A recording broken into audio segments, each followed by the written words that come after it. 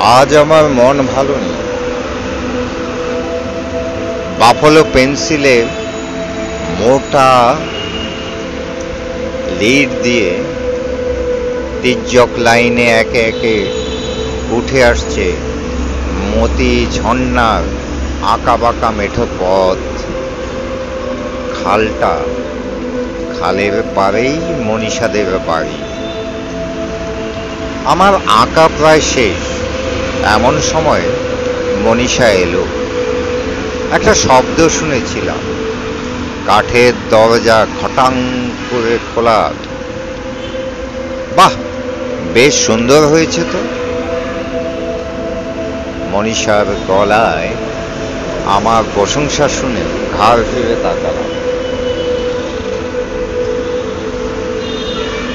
এলো চুলে মনীষা এসে দাঁড়ালো, গ্রীবা উঁচিয়ে আমার স্কেচটা পুঙ্খানুপুঙ্খভাবে দেখছি। একসময় ভাব, তারপর কথা বিনিময়, সেই থেকে মনীষার সাথে আমার পরিচয়। এরপর আউটডোরে যখনই মতিঝর্ণা যেতাম, মনীষাদের বাড়িতে অনেকবার আমার যাওয়া হয়েছিল। মনীষা হেসে আগ বাড়িয়ে দরজা খুলে আমায় বলে, আসেন আসেন, একটু বসেন, আপনাকে চা এনে দিই। মনীষা চলে যায় পর্দা নাড়িয়ে।